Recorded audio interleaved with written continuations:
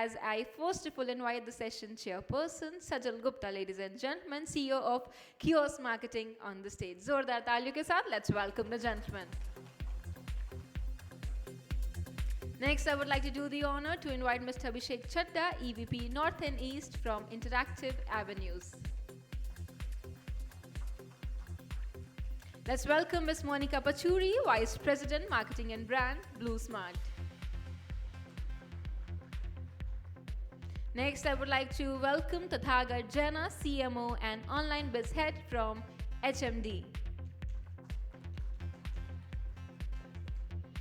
Next, I would like to do the honor to invite Vibhor Mehrotra, who is the Managing Partner from Innocean, India. And last but not the least, Mr. Vijay Thomas, Head Marketing from Harley-Davidson Business Unit, Hero MotoCorp. So let's begin by, CTV is often recognized to bring the seamless coverage of television, storytelling, and the power of digital precision. So what I would like the panelists to share with us is how their brands have been able to enhance their engagements through CTV, and we would love to hear some real-life cases from them. Over you. Yeah, thanks, Adgully. I think we had quite a pre-session earlier already, and I think from the agenda that you've created, we digressed on to multiple other things. So I think quite pertinent questions, Sajal, in terms of what is the actual impact that this medium is bringing on, and how is it that we're able to do justice in terms of advertising on the medium. I think in one word, if we were to summarize, and what I feel strongly so is that a lot of fragmentation has happened on this specific medium, and more so in the last 48 odd months or so. You've got OEMs, you've got content providers, you've got tech, you've got everyone coming into the ecosystem and taking a pie away from the entire equation. I think 2-3 things that you said. The storytelling of TV, the impact in terms of what you're able to bring out in that screen, that's extremely important for any brand. Measurement is one piece which is still broken, to be told. We need to understand what is it that we need to measure rather than chasing the linear TV metrics of reach. I don't think we'll be able to compare reach as apples to apples on what TV drives and what a connected TV placement drives. We've had successful cases in terms of we pitching CTV to our. Actually, I'll take a back step. I'll just want to say that let's stop using the term CTV and let's just say it's smart TV, right? Of course, everyone is connected today in our own omni-channel setup. So this is a smart placement, so as to say. So we've made use of creative storytelling. We've made use of clients' first-party data in terms of creating that effective remarketing narrative. So there's a lot that CTV has to offer. I think the matrix has to be drawn in terms of where the product life cycle is and what is it that you're measuring. Yep. So I'll probably talk more from BluSmart's perspective specifically. I think for a small brand that is just up and coming and operating in a very mass category like mobility, it's as mass and as commoditized as it gets, and we are trying to create a premium brand in that category. So I could not have imagined a brand like ours probably going after linear TV anytime soon, but this kind of gives us a platform to do the traditional storytelling for brand building, because brand building is important for us, because of the whole premium nature of the brand that we are trying to build. It gives us that platform while going deep and targeting the audience that we want to reach out to in an effective manner. So yes, it has helped us, it has given us that platform as a brand. But I agree with Abhishek that a lot of fragmentation has happened, and hence it's very difficult by the day to measure the exact impact that it is bringing. And we have probably started doing a lot of experimentation with respect to creatives, with respect to the kind of audiences we are pitching different products to, different use cases to. But I wouldn't say that we have reached there. I mean, we are still figuring the way out. But it definitely is a medium which is central to our marketing strategy for sure. Hi. Yeah, many introductions. I work for a company called HMD, Human Mobile Devices, which is also, we have our own brand, and as well as we were the manufacturer and distributor and marketer of Nokia. Quickly to the question, I think as you rightly said, it kind of connected TV. See, fragmentation has always been there. So it's more mind-boggling probably in the digital space. What connected TV, and I don't think it has gained critical mass yet, but something like 40-45 million is still a very healthy base. So anybody who is either has a mid to premium product or looking at a mid to premium profiling, if you look at, typically in TV, you look at reach and affinity and etc.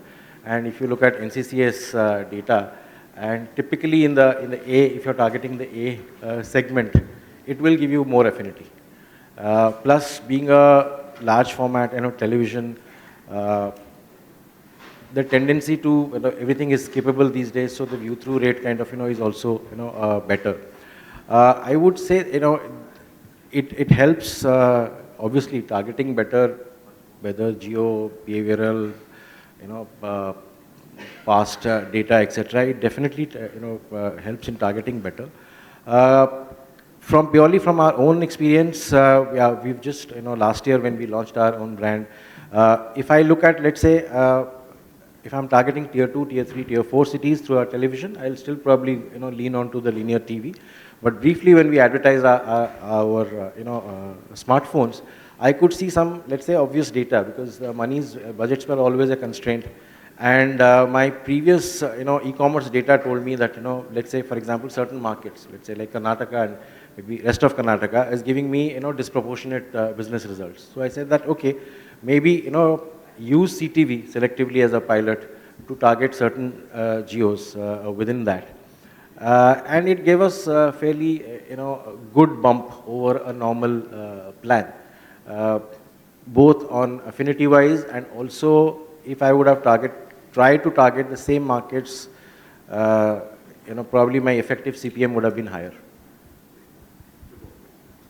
Cool. Hi guys. Okay.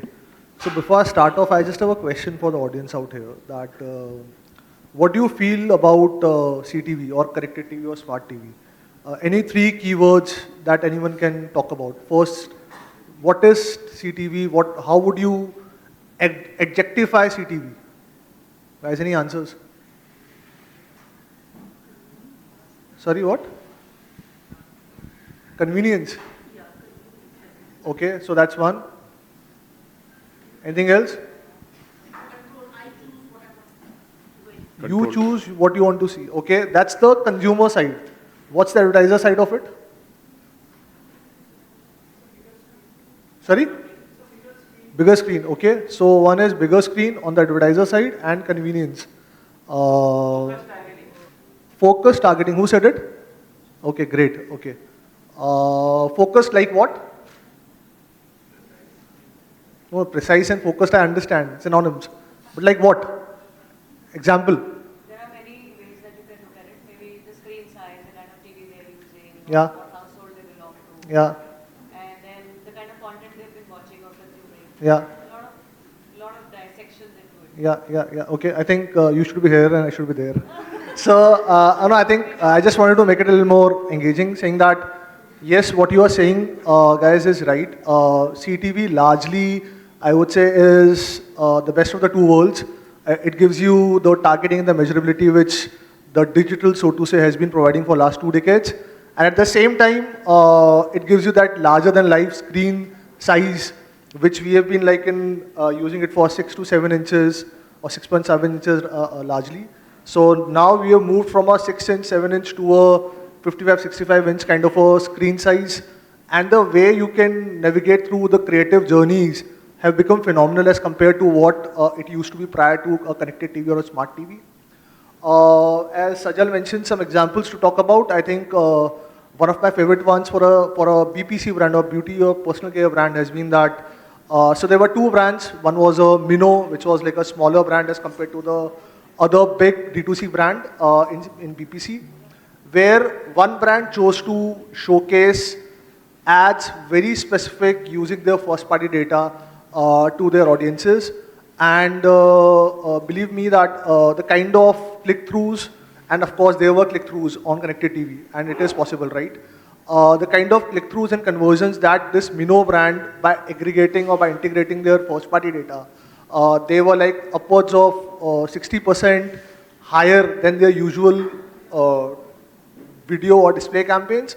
And at the same time, another brand, I would say a mammoth D2C brand in BPC category, when they just went ahead with the regular targeting, targeting females largely, which were not required for, because connected TV is more of a family viewing or co-viewing.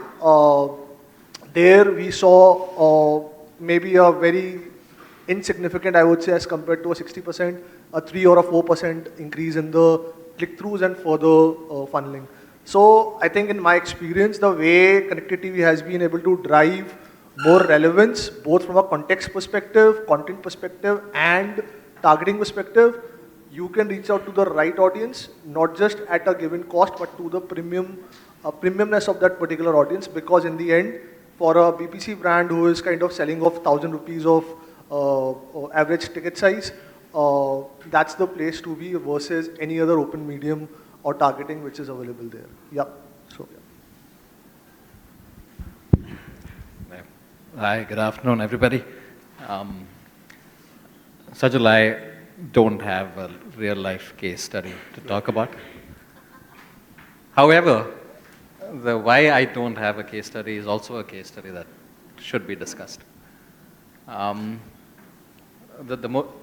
brand that I have the privilege to be a part of is catering to a consumer base of about 100,000 annually, which is a very small premium segment. And if I have to market to that segment, it's very important for me to understand what works and what doesn't work. We'll have to go by. I grew up in a time when television was consumed a lot. As somebody who was consuming television, I didn't have a choice as to what ad I saw. I'm sure many of you in the room fall into that category.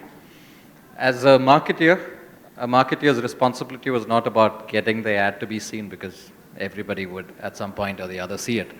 It's about how do you ensure that the quality of the content, the quality of the storytelling was good enough so that people relate to that ad. Today, a marketeer's challenge is not about the ad. It's not about the quality of the storytelling. It's about trying to figure out how do I land my ad. I have a team, a young team with 12 of us, and between the age group of 25 to 40. The very core that we are talking to. The other day, when I came to know that this is the subject that I need to be here, I asked a very fundamental question. I said, 11 of you, when was the last time you saw an ad on CTV? What do you think their answer would have been? Yeah, I mean, nobody who is behind the paywall. I mean, when you said convenience, one of the fundamental things, the definition of convenience is that you don't want interference, right? When you're consuming content, you don't want someone saying that, hey, buy my Cadbury's, or, you know, here's this flight ticket to go out. No, that's not the point. This is your 2 hours to be entertained. You don't want intrusion. Over time, as the value of the paywall starts going lower and lower, I'm not sure this is going to be premium. I think it's eventually we'll reach a point where most people would say that I have the choice not to see that ad. And that shouldn't be lost on us. I mean, we really need to find ways. I'm not discounting the fact that there's every metric that is available. You can target the right audience. You can do all that. But you're still not answering the question that the guy or the girl does not want to see what you have to say, or does not want to hear what you have to say. So keeping that in mind, I think it is challenging for us as marketers to find ways to reach the audience. There may be clever ways to do it. At this point of time, I think we're still trying to figure out what that is. That's an interesting perspective we've got. That where we actually say that when it is a super premium product, perhaps you really need to go wide. And quite contrary to the thought process that we all take of being extremely focused when you wanted to go to a very, very small audience. Interesting take on this. And so let's get moving on. You know, all of us really spoke about, and one thing that uniformly came across was that, you know, how you've been using data and you've been using the benefits of the data targeting that CTV is able to bring into you. So what we would want to understand from you, Monica, is basically how has your brand been able to leverage this data, and how have you been able to take that on and improve your ROIs through that? Sure. So we are an app-based business, so we have a lot of plenty of first-party data as well. I mean, our own data. So what we have done is we have tried to understand our own data first, to understand that, you know, what are the segments we are catering to. We have a classic offering, we have a premium offering as well, which we have launched. We are also a very, hyper-local business, because our supply is not the same across cities. Our supply in Noida is not the same as supply in Gurgaon, for example, right? So availability is, for example, much better in Gurgaon. And we struggle with, availability in general. So, with using these signals, we have first of all tried to understand that what is the consumer persona that, we are appealing to as a brand for different segments. And then with that, we have, layered that with the CTV experiments that we are doing with each of the campaigns. And we have tried to, target the kind of audiences that we want to target on CTV. Obviously, we cannot go too niche because of the problems that I think Vijay kind of talked about. But we at this point in time, we are not kind of being worried about that, because we do want to reach out to, a certain set of audience deeper into the geographies where we are present, right? And the new cities where we are launching, we obviously want the customers to go and install the app. So those are the experiments that we are, currently running. And then that becomes a iterative, signal loop to the next set of campaigns. So that's the approach that we are taking as of now, which is learning from our own data, applying that with respect to targeting and experimentation on CTV, and then, taking that as a feedback loop again. Hello. Yeah. So while I gave an example in my previous answer that there was a first-party data usage that we did for a BPC brand, which is a very low involvement category, I would say, driven by a very usage-driven purchase. At the same time, there's another brand on the automobile OEM, which I currently manage. I think a very interesting usage of data that we used it was that we were looking at what were the key markets that this particular brand was lacking for a certain product or a nameplate. Like in two-wheelers or in four-wheelers, there are nameplates or the sub-brands which go into play. What we did there was that we partnered with auto aggregator or like a car dekho or a car wale or say Cars 24. And we understood the behavior of the users on their website and the kind of competitive set of audiences that they were reaching out and studying about. We kind of pulled that back data through a data clean room, and we moved back to our DSP, and we used that data to run our campaign. And over, I would say, 3/4 of continuous presence across the key markets for the respective nameplates, we were able to see about 20 percentage points, 20 to 21 percentage points of uplift in our conversion rates, which for us, for the investments that we did on the connected TV as a medium, was very high on the ROI per se. So that was an example. Then likewise, for a very regular CPG brand, we looked at data, we looked at the consumption pattern, which was very big from a Summers perspective, because this CPG brand was a drinks company. RTDs, we call it, ready to drinks. And but for the non-season, which was winters, we were quite surprised to see the movement on the retail media, which was your big baskets and now Grofers, but Blanket, likewise other sites. And that consumption pattern for non-market season was picked up back into our DSP, and we ran some significant uplifts. So yeah, those are two use cases where I have seen data-driven connected TV marketing work really well for the brands across a very, I would say, significantly engaging category of a four-wheeler versus a RTD or a BPC brand, which is more more intent-driven and more it's like usability-driven. So yeah, those are two examples. So I understand the way your brand is, perhaps data would have a more, would make it even nicher to the niche audience that you really are looking at. But are there ways of really how you wanted to address this challenge? Data is a good thing. It's never a bad thing. But I feel you also have to interpret the data. A lot of us marketeers, we rely too much on the person who's selling the product to us. And we discussed this, right? Yeah. And there's a reason for it too. I mean, let's assume a CMO, I mean, we are in a CMO conference. Who is a CMO? Typically someone who's between 45 to 55 years of age. This person has sort of become an expert a decade or maybe even before that. And there are certain mediums of marketing that this person's really good at. In 2025, when I sit in Vibhor, in fact, we've spent a lot of time. He was with an agency that was helping us with the digital side of the business.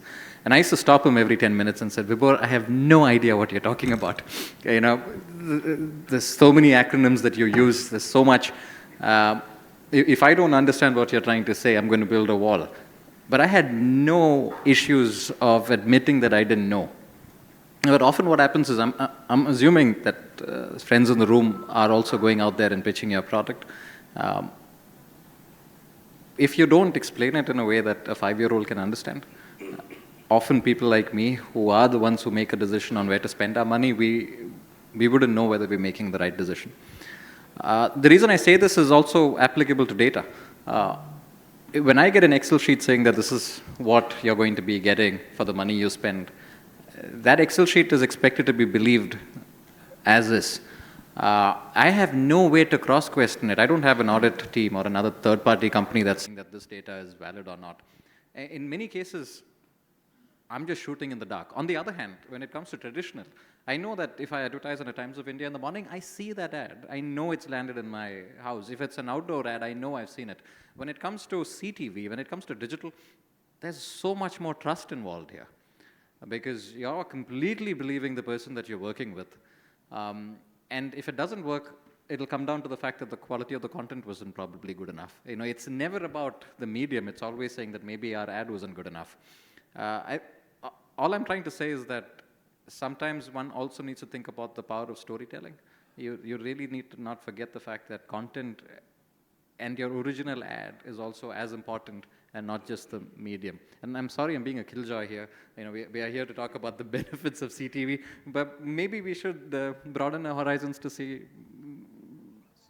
the other side. A very interesting point, and you know what I really take away here is your what Vijay is saying, that our pitch has to be easy enough for a 5-year-old to understand, and that I think is real wisdom that we should really take back, and because that is how we really simplify what we really want to communicate, and I think digital and data marketers, I think, are guilty at that. That we tend to overcomplicate the aspect of that. Coming back to the topic that we have here, we talk about connected TV, and we all talk about fragmentation and measurement being very serious gaps in this area. So, TJ, what I would want to understand from you is what are some steps that you really are taking to be able to, navigate around this challenge that we have with CTV? In terms of fragmentation? Fragmentation and measurement. Okay. More measurement.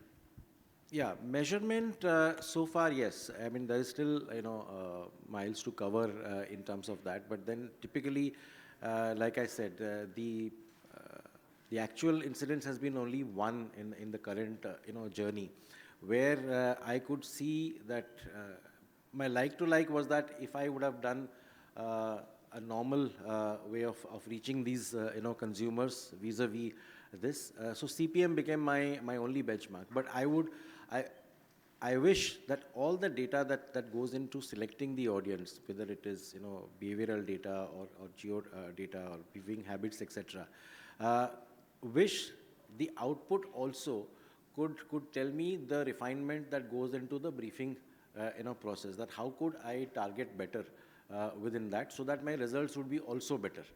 Right? While you put so much effort into briefing that, the output, comes in a pretty, black and white format.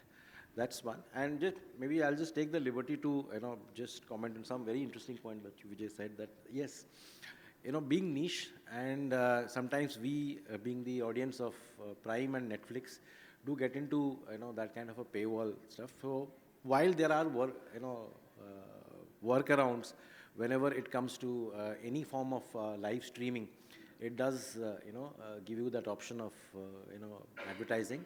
And also, as this OTT system is also, developing, there is nothing like and it is getting into more and more tier 2, tier 3 cities. There are different forms of premiumness that is also coming through.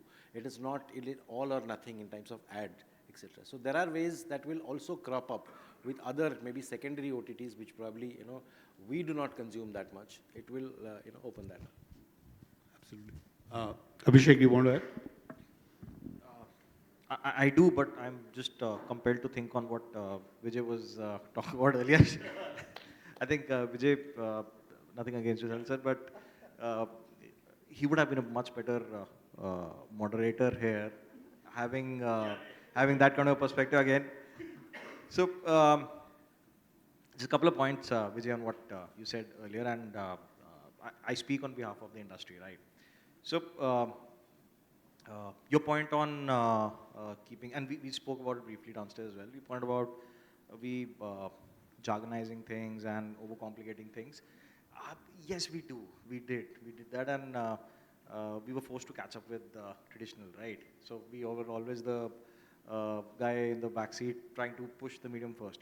But interesting, so just specific to your industry and to your specific use case, there's an absolute opportunity, because you look at the medium is growing at a fantastic CAGR year on year, right? You will need to sell more units, right? And you look at a place where you're adding more users on the fold.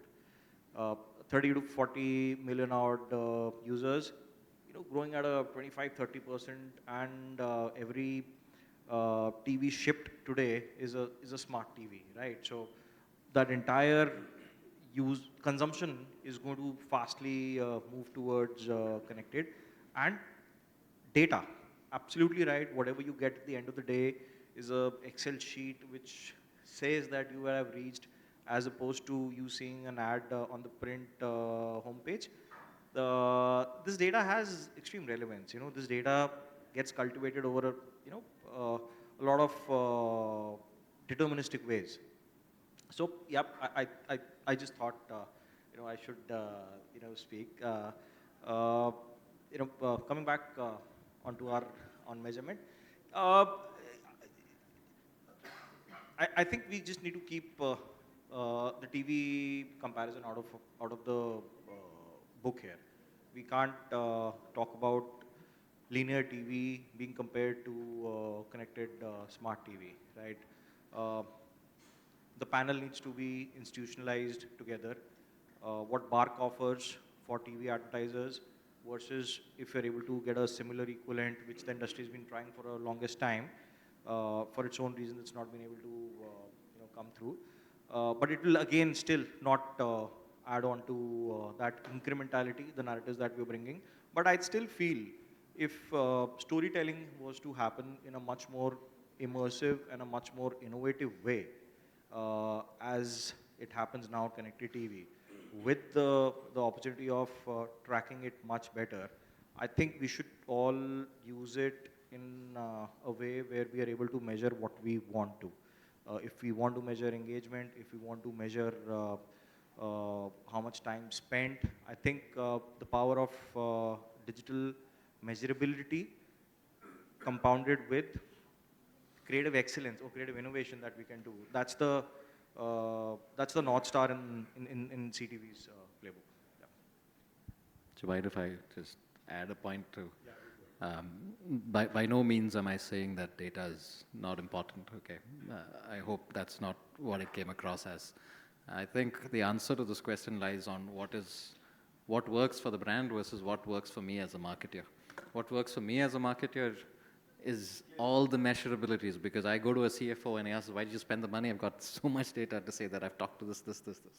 But when it comes to, when it comes to actual sales, it may not show it, but I can always defend it by saying that digital or CTV, any kind of measurable form of a platform that can measure can always give me data. But it doesn't need, at some point you also have to wake up and smell the coffee. If it's not working, you have to accept that you need to take a punt. Sometimes you don't get the data, but if your bottom line and your numbers are picking up, then that's all right. So that's all I wanted to say. Coming back to the basic area of measurability, the way we've been actually been able to see convergence of media. So we were talking about linear TV and we're talking about smart TVs coming together, creating this large television screen, which has got technology, two different technologies being able to deliver the content. Similarly, measurement today, I think there is areas that one is really looking at building in, the panel system that we've been using on television, along with the smart TV data points, and layering both these to be able to make that much smarter, and by be able to give the planner a lot more precise data to be able to plan across both these mediums. This sort of a methodology is already prevalent in the US, and it's on the works. I believe it should be released in India within about a year or so. But I think that is the approach that one would really need to take on that, and one really looks forward to such areas to really come forward. Finally, coming back to our discussion, while CTV also plays a very important, all of us are omnichannel marketers today. And there is a role that CTV really plays in this whole omnichannel ecosystem. So what we want to really understand from you, Abbhishek, is that how do you see CTV playing into your brand's overall CTV? Yeah, so let's understand what omnichannel means, because again, yeah.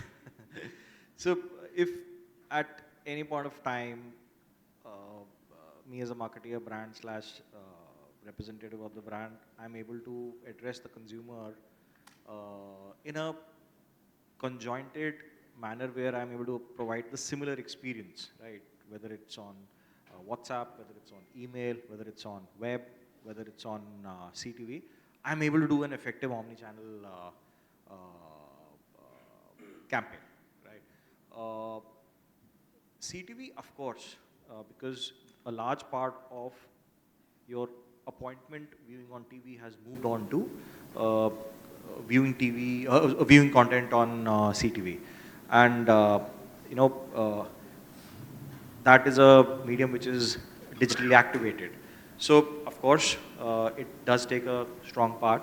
What I'm more excited about is the fact that storytelling narrative becomes much more, stronger in this setup. You have a digital screen, which is a 40+ inch screen where you can effectively do omni-channel with the kind of data that gets stitched across in the ecosystems. So to answer your question, yes, extremely important.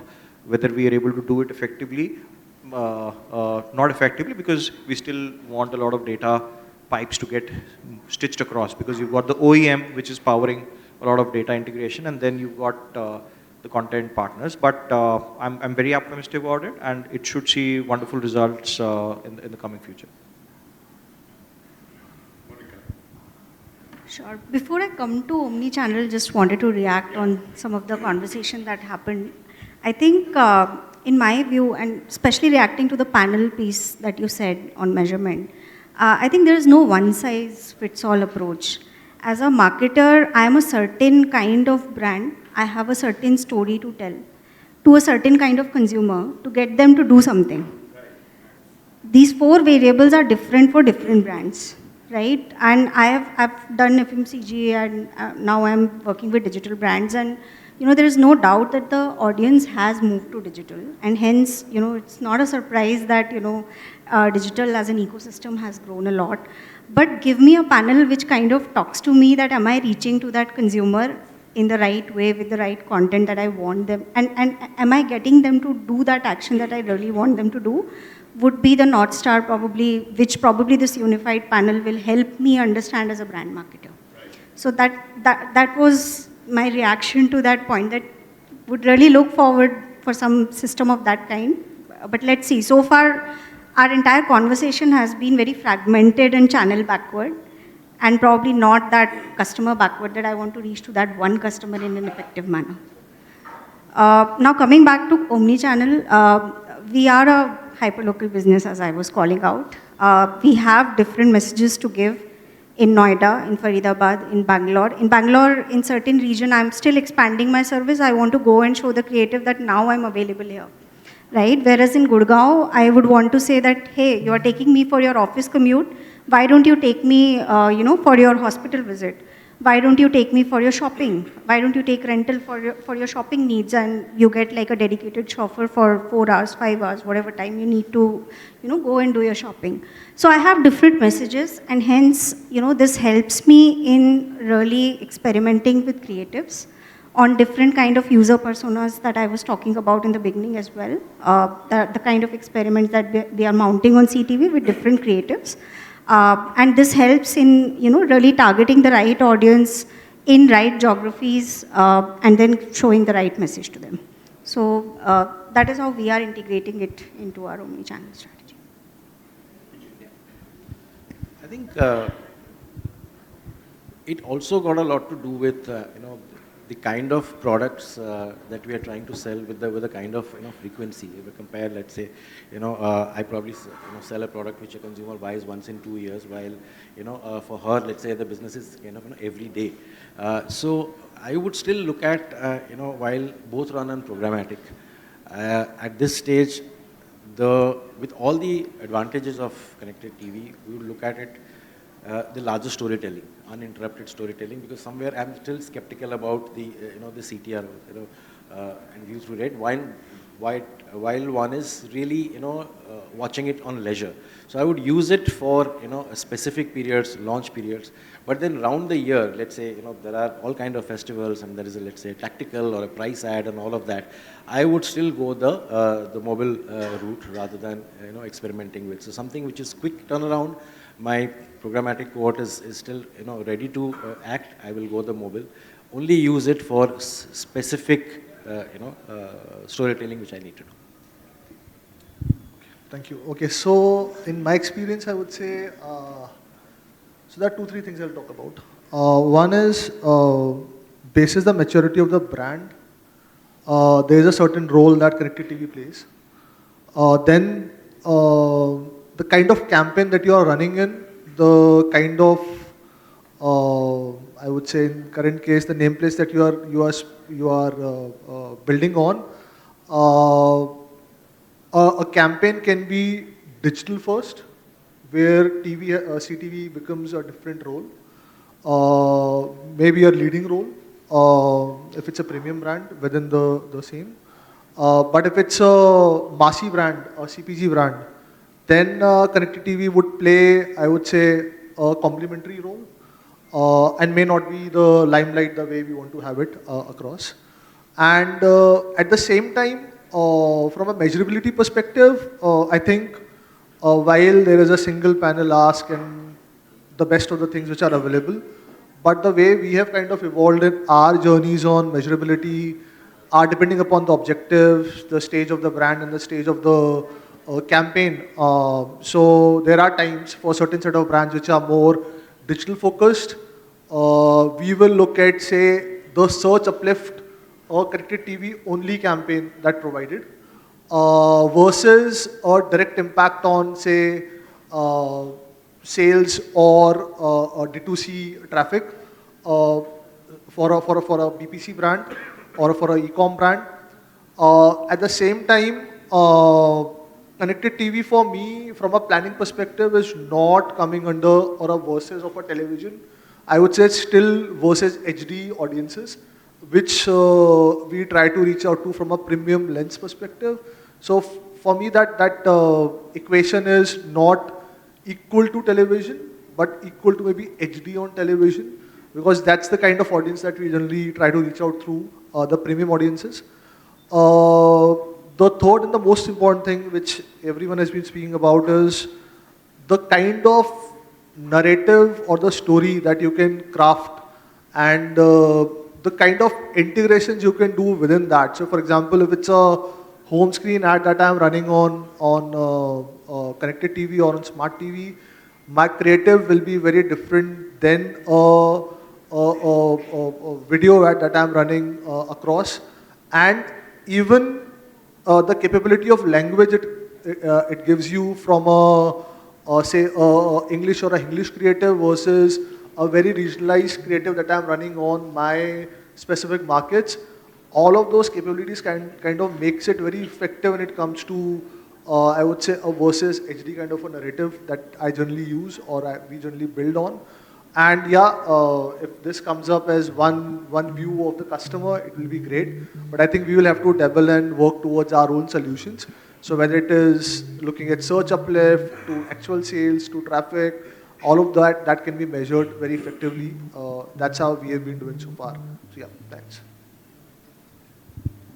I'm absolutely certain that for certain brands and products, as my esteemed friends here on the panel said, CTV 100% will work. I mean, eventually we as a country, I think in our own lifetime, pretty much every television is going to be a CTV, right? I mean, that's not a question of if, but when. But I think as marketers, we have to be very careful about the brand that you represent, the product that you are trying to sell. Maybe you don't need an omni-channel presence for every brand. You just need to figure out, I mean, you need to, one, understand your consumer so well. And once you figure that out, figure out which is the best medium that he or she is consuming. Second, also, it's important to understand an impulse purchase versus a high involvement purchase. I mean, Harley-Davidson is not bought by seeing an ad. I mean, you can put an ad 10 times on any form of, any medium, but that's not going to. It takes years of getting the message, chipping away at our end goal, and finally the customer ends up converting. So for us as a brand, we tend to rely on some of the more trusted methods. One, because we know it works. I mean, for example, outdoor works very well for us. Some of our customers, I mean, most of us, at least today, my wife has gone to Delhi and she said it took her 3.5 hours to get to Delhi, which means in 3.5 hours there's nothing to do except look out of the window and consume content passively. You are not spending the time on your phone, clearly. So outdoor works for us because it's not intrusive. If you see it, you make a good outdoor ad, it'll register. And if you're going on the same road again and again, in a couple of months you must have seen it enough number of times that it'll stay. So for me, that is a win. If I could ever reach a point where CTV could give me that advantage by saying that your communication, you have the frequency that I want. If that happens, as a brand, we'll be keen to listen. But today, I don't think we are there yet, and maybe we will be one day.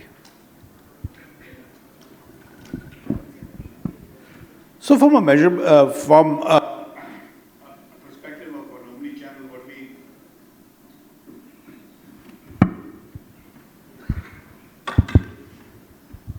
from a perspective of an omni-channel, what one hears is that CTV is being used essentially more from a storytelling and perhaps top funnel view.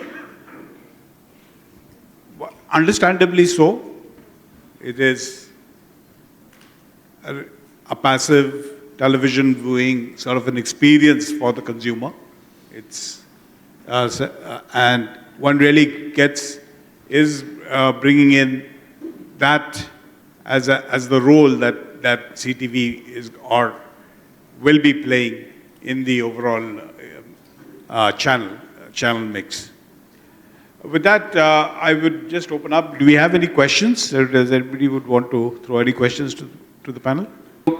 One question I had was, I heard some of the panelists here talking about outdoor still works. My problem is when people are stuck in the traffic for 3 hours, mostly people are on mobile, on Insta Reels, not looking out. So how do you measure it in today's world, outdoor? And how do you know that it works? I think that question's directed at me.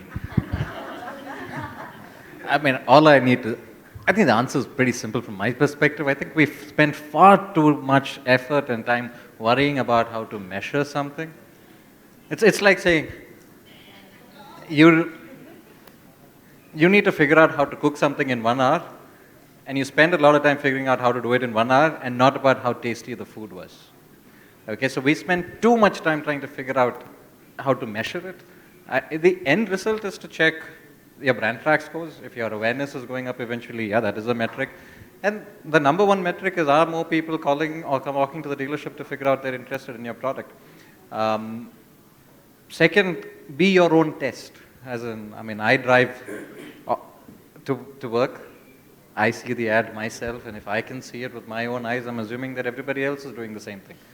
So the best test is us. I would also like to just add to that. I've done a fair bit of outdoor in my career. So there is probably an analogy of, let's say, retail or luxury retail. There is a premium that is there for the ground floor and the anchor store and the proximity, and there is a lot of debate that happens between who is next to what. Outdoor is as much as about frequency and brand messaging at whichever journey that you are, where you are, and in what context, gives a lot of subliminal messaging to your consumers, to your trade, that you are aspiring to be some brand, or you have arrived.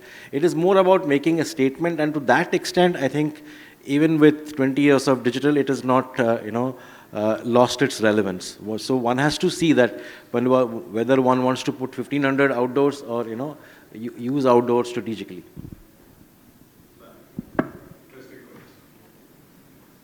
Any other questions?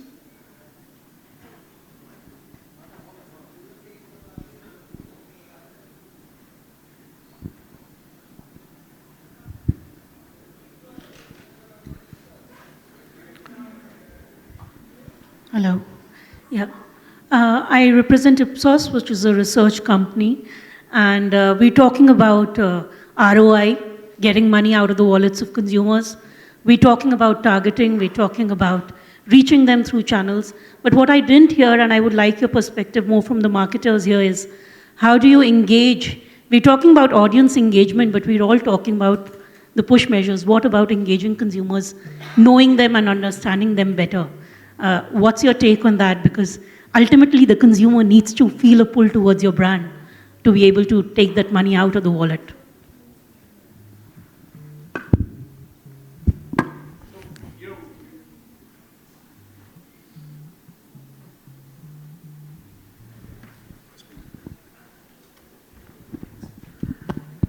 So, when we're talking about engagement, it is the messaging. How if we are able to really get that audience that you really are talking about, and how do I really then, through my messaging and my storytelling, am I able to really get them more involved with my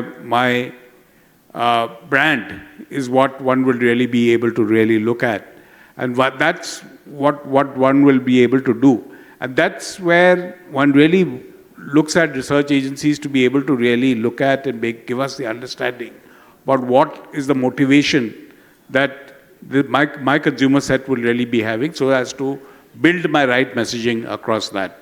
I mean, Vijay, would you have a perspective on that? And then I would ask the other two brand representatives. 6 months ago, Ipsos did our consumer study.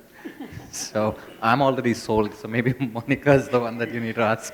But I mean, jokes apart, it's important, right? I mean, we launched a motorcycle about 18 months ago.